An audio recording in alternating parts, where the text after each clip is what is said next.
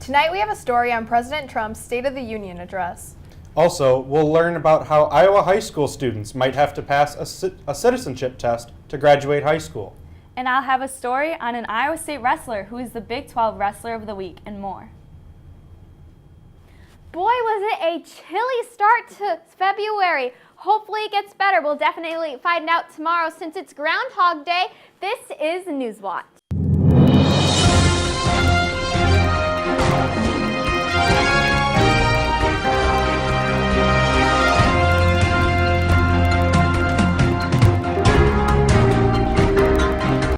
Welcome to Newswatch for the spring 2018 semester. I'm Natalie Jones. And I'm Josh Lambert. Thanks for joining us.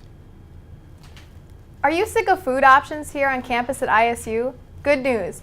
ISU Dining Plans has further changes to its facilities in 2018. Clyde's Dining Center is converting into a hamburger and shake place, with plans to also add a Starbucks building inside of it. In the Memorial Union, plans to add a salad bar inside the food court has also been discussed. Lastly, plans to update the hub will also include separating the food and coffee area to eliminate long lines. A new proposed law in Iowa could make taking a U.S. citizenship test a requirement to graduate high school. The House Study Bill 573 cites research from the Annenberg Public Policy Center. More than 1/3 of people surveyed can't name any First Amendment rights. The test would include U.S. history, geography, and other civics-related topics. The bill will be discussed on February 6th, and if the bill is passed into law, Iowa would join 15 other states in requiring the exam. On January 30th, President Donald J. Trump gave his yearly State of the Union address. Mr. Trump covered a variety of topics throughout his address. Some of the topics included economics, in which he spoke of low unemployment rates and stated, and I quote, "We have created over 2.4 million jobs and the biggest tax cuts and reforms in American history," end quote. Also, he spoke of the war on American energy, fair trade deals, and legislation for new immigration reform package with, and I quote, "a fair compromise," end quote. Other topics included the fight against the opioid epidemic, plans to have a fully funded military, and his announcement that the detention facilities in Guantanamo Bay will now be open. Lastly, he explained the threats of North Korea and how he determined to not repeat, and I quote, "mistakes of past administration," end quote. Police made an arrest this morning in connection with vandalism of Iowa's iconic Field of Dreams. A 20-year-old male, Austin Pape, was charged with second-degree criminal mischief and reckless driving while vandalizing the infield and center field on January 23rd. Pape turned himself into police this morning. Police were notified about the vandalism from a witness in the vehicle with Pape during the incident. The reporting witness is a minor and their name is not being released. The damages for Pape's actions are estimated to be over $14,000. And in breaking news, a Los Angeles school shooting today in Salvador B. Castro Middle School. Gunfire erupted inside a 6th grade classroom during first period. The shooting left 2 15-year-old students wounded, as well as 3 others who suffered from minor cuts and scrapes.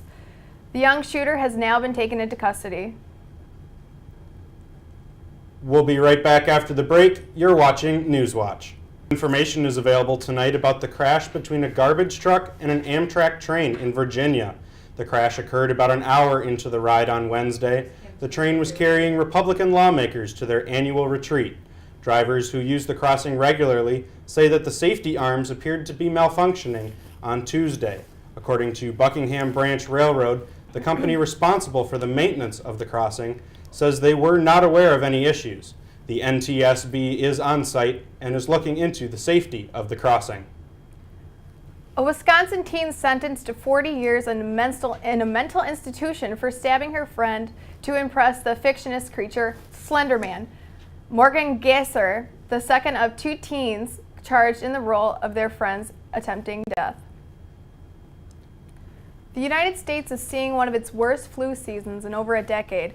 Emergency rooms across the U.S. are reporting thousands of cases of deadly strains with symptoms ranging from mild to severe. 37 infants have already died due to this viral strain.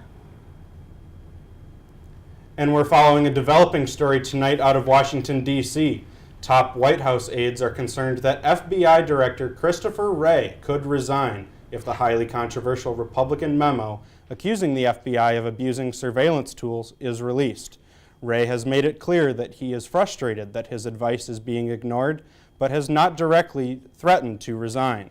The potential release of the memo has set up a standoff between President Trump and both the FBI and the Department of Justice. Though the president has stated that he intends to release the memo, senior White House officials are trying to find common ground that satisfies both the president and law enforcement. The FBI and multiple White House officials declined to comment on the story. And we'll be right back after this with some sports. The Iowa State men's basketball team took on number 15 ranked West Virginia last night. The Cyclones beat the Mountaineers 93-77. Iowa State was without star guard Nick Weiler-Babb, who was unable to play due to a knee injury.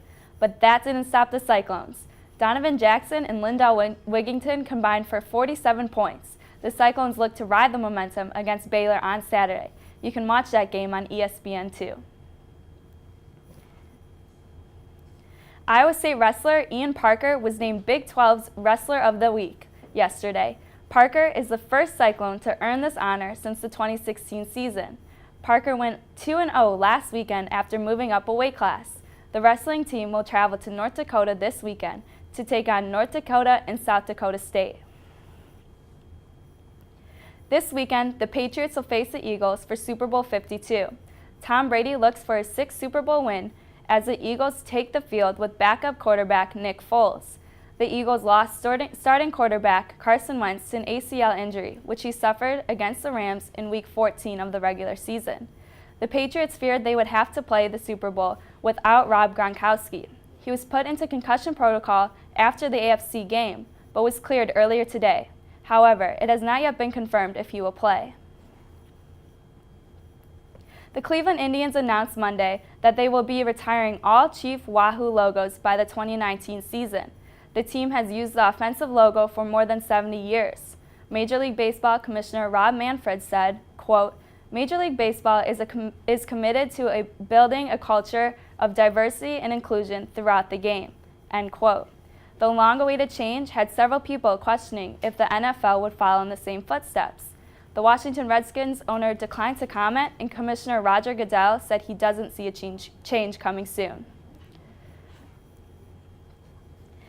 The NBA saw 2 major injuries this week. Cavaliers forward Kevin Love is expected to miss 6 to 8 weeks with a fractured hand. Love suffered the injury against the Pistons on Tuesday. The loss is a major blow to the struggling Cavaliers team.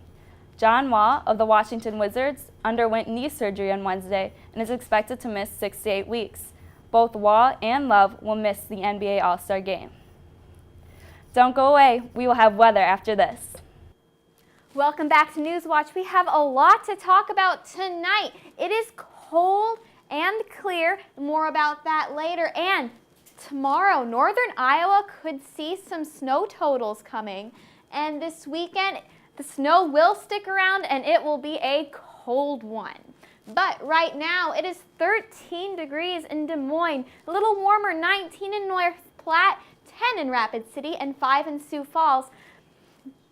Again, the sky is clear tonight and will stay clear as we head into tomorrow, which makes our wind chills low. We're at -3 in Fort Dodge, -13 in Waterloo, and -3 here in Ames tonight.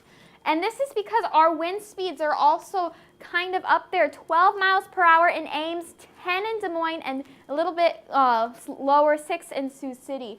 Tomorrow, the highs aren't going to be much different than they were today. 21 in West Union, 23 in Waverly, and 24 in Waterloo, 26 in Muscatine, 26 in Mount Pleasant, and 26 in Montezuma. Then we have 30 in Guthrie Center, 30 in Winterset, and a little warmer, 35 in Red Oak. Taking a look, we have 28 at Spencer, 29 in Sioux Rapids, and 32 in Lamar's.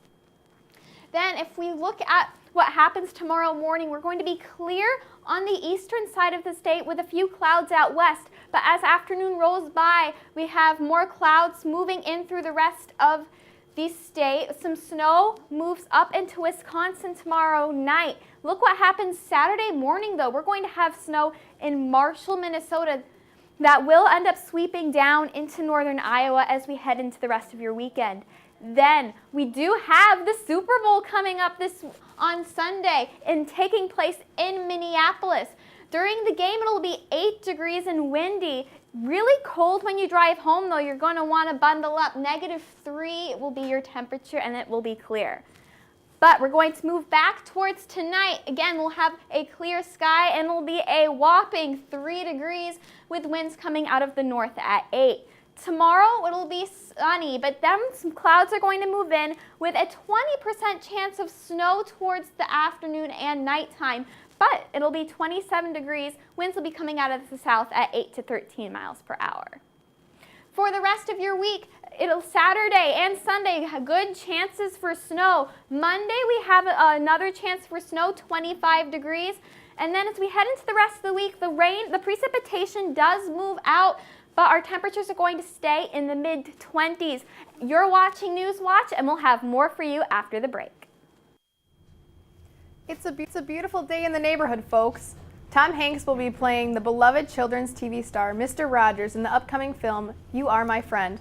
This heartwarming story is a documentary of the beloved Fred Rogers and his friendship with journalist Tom Jude, who in the life finds his life transformed by Mr. Rogers.